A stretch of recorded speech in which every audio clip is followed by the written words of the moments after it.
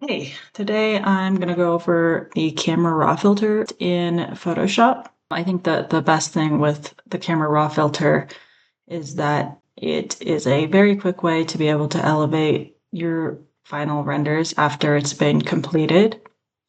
So in this situation, we have the interior render, let's say done. This is just a base render, but we're just going to go over the Camera Raw filter today.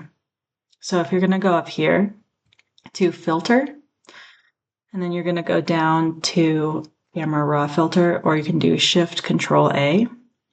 That's going to bring up what looks like to be a Lightroom.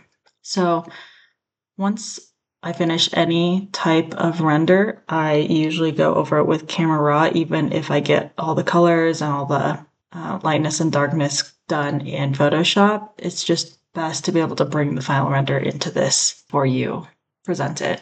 I'll go through all of these. They're all pretty self-explanatory, but I think that it's good to see a workflow of someone that does these in both photography as well as in renders.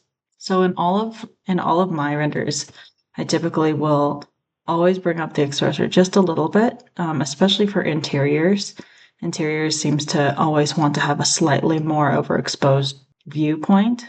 The contrast, as you can see, will deepen or soften the image. Sometimes it's good to have just a little bit of contrast in there.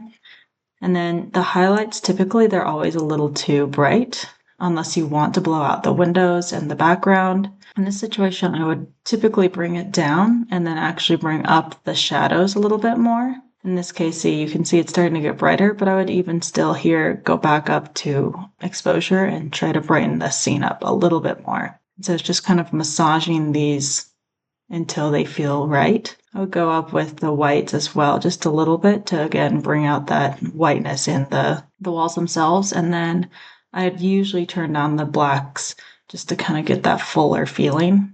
In this situation, maybe you want to have the walls be really white. Sometimes this works, sometimes it doesn't, but this button over here, which is the white balance tool, you should be able to click on something that's neutral and it should color correct to make it more white. So as you can see, it changed it. We're gonna go back. This is what it was before. This is what it's now. So it's a little bit more true to life. It did add a little bit more green, as you can see here. So maybe it's a little too green. So we're gonna pull it back just a tiny bit. And then typically I do more vibrance and then less saturation to images to make it feel a little bit softer and more in line with how real life looks. If you have less saturation, less vibrance and more saturation, see, it kind of brings in those deeper colors that are within the image itself, versus more vibrance is going to have a more overall tone that it brings out instead of the individual parts of the color. So this is a little too undersaturated. Okay. And then in this, typically the texture doesn't necessarily need to get super high, just because then it shows off that it's more of a render versus like real life. So I usually keep this 0 or even slightly negative. And then always bring up the clarity just a little bit to keep those edges a little bit sharper is good. Curves, they are showing, it's the whole range of shadows and highlights. So as you can see, if you bring up this, it's going to take out all of the shadows. Versus if you go up here, it takes out all the highlights. But you can see that kind of manipulates it a little too much.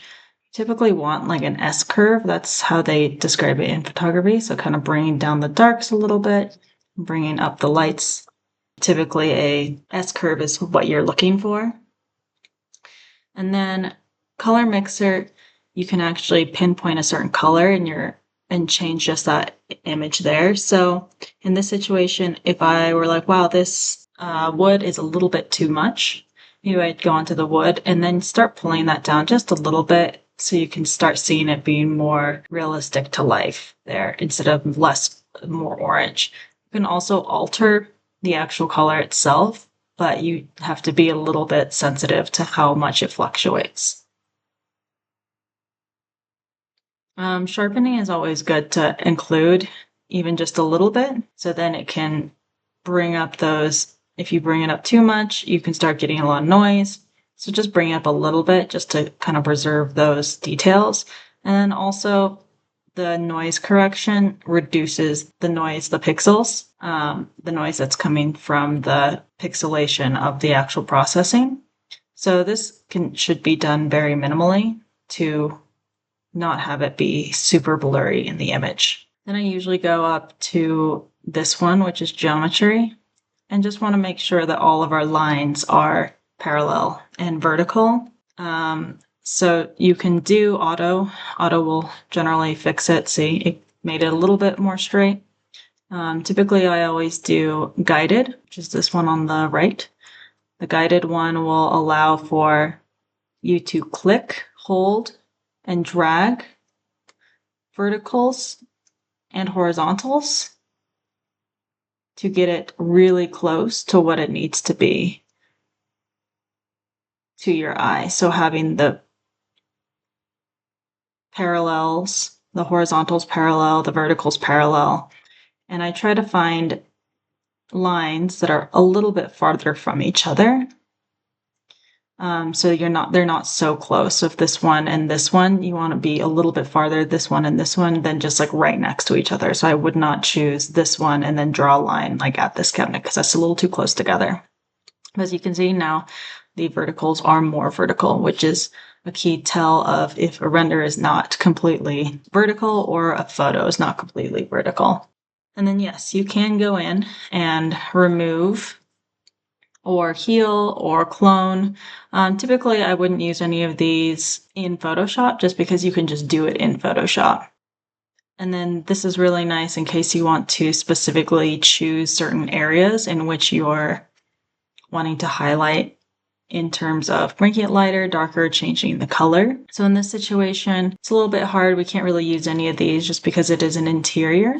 But if I want to choose, let's say, these beams, we could choose object, and then it's going to give you this larger dial here. You're going to scroll down to make it slightly smaller and highlight them. There we go, see? And then if you want to add more, so I'm like, oh, I want this beam and this beam, you could do add. Let's do add objects again. You can do brush, but it's just going to be less accurate to the actual object itself. See, it doesn't even have to be that accurate. And see, now we'll perfectly select each one. And we're like, okay, maybe want to give it a little more contrast and a little more lightness so we can see them a little better. Great. And then we don't have any red eye because we don't have any people in this. And then these are all presets. You can use them, but they're not always going to be the best option because they're not specialized to your project. And we're going to hit OK. So see, that was what it was before, and this is what it is now. So it's a lot better. It's a lot cleaner. And then you can go in here.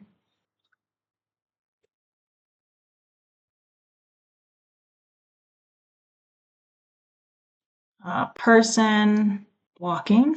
You can copy him in. Again, we'll go to W for Magic Wand tool, right click, color range, select the white. Okay.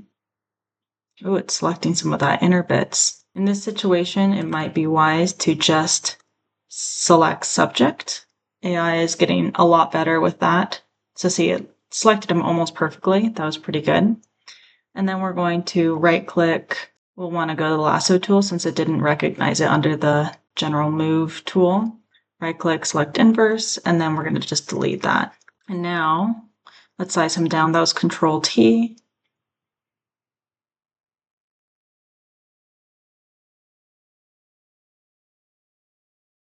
Size him, center him in here, and then I would do harmonize to bring him into the photo.